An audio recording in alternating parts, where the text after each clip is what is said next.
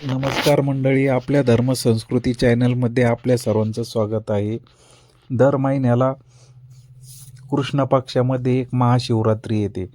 तर येत्या रविवारी हीच कृष्ण पक्षातील वर्षातील सगळ्यात मोठी म्हणजे महाशिवरात्री आपण तिला असं म्हणतो.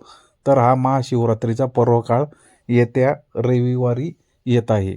तर या पर्वकाळामध्ये महादेवांची 3 प्रहर 4 प्रहर सेवा, म्हणजे जे रात्रीचे जे प्रहर आहे ते सेवा करण्याला खूप विशेष महत्त्व असतं.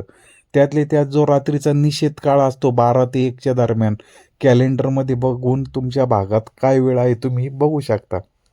या निश्चित काळामध्ये केलेली महादेवाची सेवा खूप अत्यंत महादेवाला प्रिय असते. तर ह्या सर्व सेवा करत असताना सेवा नेमकं का करायची, कशासाठी करायची, ही थोडक्यात माहिती सांगतो. तर महादेवांना अत्यंत प्रिय असलेला हा काळ आहे महाशिवरात्रीचा. या दिवशी महादेवाची सेवा आपण साधं 1 लोटा जल घातलं महादेवाला तरी महादेव खूप खुश होता. तरी या दिवशी सर्वांनी पंचामृताने महादेवांना अभिषेक करून त्यांची 4 प्रहर पूजा करून किंवा एकदा का होईना ही सेवा करा. आणि उपवास धरायचा असतो त्या दिवशी. आणि महादेवाची सेवा करीत असताना आपल्याला कर्जबाजारीपणा असेल, लग्न जमत नसेल कोणाचं, तुमची कोणतीही इच्छा असू द्या, एक महादेवाने एक तोडगा करायचा आहे सोपा. एक नारळ घ्यायचं आणि ह्या नारळाला आपल्या इच्छा ज्या असेल त्या सगळ्या सांगून त्याच्यावर एक लाल धागा बांधायचा. फक्त एकदाच गुंडाळायचा तो धागा त्या नारळाला आणि ते नारळ महादेवावर वाहून द्यायचं. तर हे नारळ महादेवाला उभं ठेवायचं नाही असं, तर महादेवापाशी हे नारळ आडवं ठेवायचं आणि आपल्या सगळ्या इच्छा ज्या असन त्या तिथं सोडून द्यायच्या महादेवापाशी. बघा, पुढच्या महाशिवरात्रीपर्यंत तुम्हाला 100% याचा रिझल्ट आलेला असेल. म्हणजे 1 महिन्याच्या आतच तुम्हाला या सर्व गोष्टीचा रिझल्ट येईल. फक्त करताना तुम्ही मनोभावे करा, तुम्हाला त्याचा 100% म्हणजे मार्ग सापडेल त्याच्यामध्ये. दुसरी गोष्ट अशी आहे, बघा, मृत्युंजय जो मंत्र आहे त्या मृत्युंजय मंत्राचा जास्तीत जास्त या दिवशी जप करायचा आहे. तो जप केल्यामुळे आपला अकाली मृत्यूपासून आपला बचाव होतो.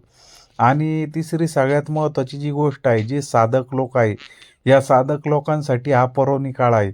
महाशिवरात्रीची जी रात्र असते ती सिद्धरात्री असते. या सिद्धरात्रीच्या रात्री तुम्ही जो मंत्र जप करताल तो मंत्र जप सिद्ध होतो.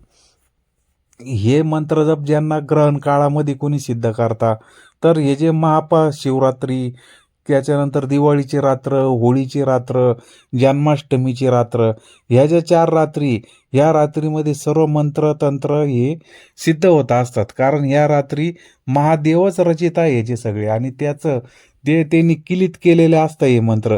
हे किलीत त्या दिवशी काढून टाकलेलं असतं, म्हणून ते मंत्र सिद्ध होता. तेव्हा जे लोक कोणी साधक असतील त्या साधकांनी या मंत्राचा अवश्य जप करावा. आता जे लोक साधक नसतील त्यांनी आत्मसंरक्षणासाठी महामृत्युंजय मंत्र, ओम नम शिवाय, कालभैरवाष्टक किंवा फार फार तर बटूक भैरव मंत्र इत्यादी मंत्राचा जप करायचा आणि ते मंत्र सिद्ध करून घ्यायचे. त्यायोगे आपलं संरक्षण होतं. तर बघा, थोडक्यात माहिती सांगायचा प्रयत्न केलेला आहे. या पद्धतीने महादेवांची पूजा करा, पंचामृतांनी आंघोळ घालून सेवा करा महादेवांची, पांढरे फुलं व्हा, बेलाची फुलं व्हा, बेल व्हा. तर या गोष्टी म्हणजे कोणी पण महादेवाची सेवा खूप सोपी आहे.